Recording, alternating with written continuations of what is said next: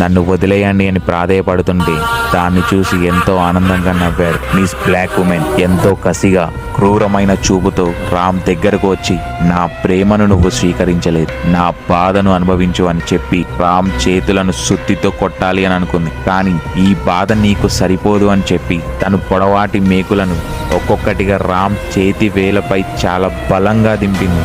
ఆ నొప్పి వల్ల రామ్ ఎంతగానో అరిచాడు. ఆ శబ్దం వల్ల వచ్చిన తృప్తి బ్లాక్ ఉమెన్ కు మరింత ఆనందాన్ని ఇచ్చింది. అవే మేకులు రామ్ మూతి పైన దింపింది.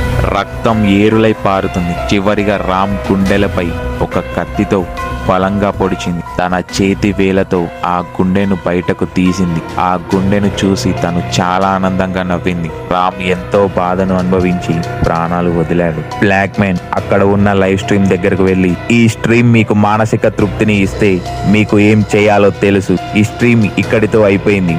మళ్ళీ 16వ రోజు కలుద్దాం. మై డియర్ సైకో ఫ్యామిలీస్ అని చెప్పాడు. బ్లాక్ ఉమెన్ రామ్ నుంచి బయటకు వచ్చిన నెత్తురుని ఒక బాటిల్లో పోసి, నా ఆనందం ఇలా దొరుకుతుందని తెలియలేదు. ఈ రక్తపు రంగు